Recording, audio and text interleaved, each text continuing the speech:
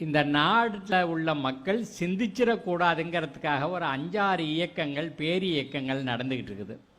இப்போ இந்த 6 விஷயத்தை சொல்லணும் தானே. ஒன்று, உங்கள் வாயில் சாராயத்தை ஊற்றி விட்டுடுறது, நீங்கள் சிந்திக்காமல் இருக்கிறது. ரெண்டாவது, வீட்டிலெல்லாம் இந்த தொலைக்காட்சி பெட்டியை கொடுத்து தையத்தக்கன்னு கூச்சிக்கிட்டே இருப்பாங்க, 10-15 பேர் பார்த்துக்கிட்டே உட்காந்து இருக்கிறது. மூணாவது, கோயில் திருவிழாக்களை பெருசாக நடத்தி எல்லாம் கடவுள் செஞ்சு கொடுப்பாருன்னு மொட்டையை அடிச்சுக்கிறது, காவடி தூக்கிறது, அதோட சரியாக போச்சு. நாலாவது, அரசியல் மாநாடுகள் நடத்தி மானேவா மயிலேவா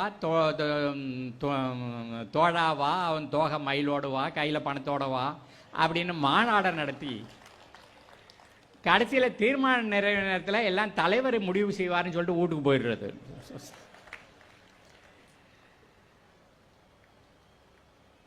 ஒன்று, வாயில் சாராயத்தை ஊற்றிடுறது.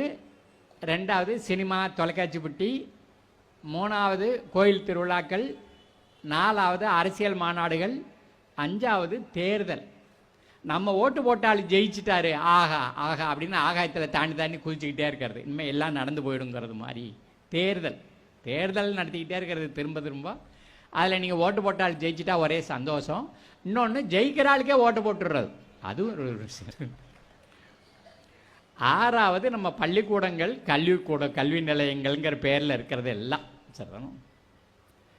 உங்களை வேறு எங்கேயும் போகாமல் அதுக்குள்ளேயே கட்டி வச்சு அவன் நினைக்கிறத மட்டுமே உங்கள் தலைக்குள்ளே ஏற்றி அதை ஒழுங்காக வாந்தி எடுக்கிறீங்களான்னு பார்த்து மார்க் போட்டு அதோடு உங்களை வெளியில் அனுப்பிச்சி விட்ருறது. நம்முடைய வரிப்பணத்தில் திட்டமிட்டு நடத்தப்படுகின்ற இந்த 6 துறைகளும் நாட்டில் இருக்கிற மக்களை சிந்திக்க விடாமல் பண்ணிக்கிட்டே இருக்குது. அதற்கு அப்பாலும் நம்மளால் மக்களை சிந்திக்க வைக்க முடியும், ஒரு புரட்சியை நடத்தி காட்ட முடியும், ஒரு மாற்று உலகத்தை உருவாக்கி காட்ட முடியுங்கிற நம்பிக்கையில் தான் இந்த புத்தக கண்காட்சி நடந்துக்கிட்டு இருக்குது. அதில் தான் மக்கள் சிந்தனை பேரவை நடந்துக்கிட்டு இருக்குது.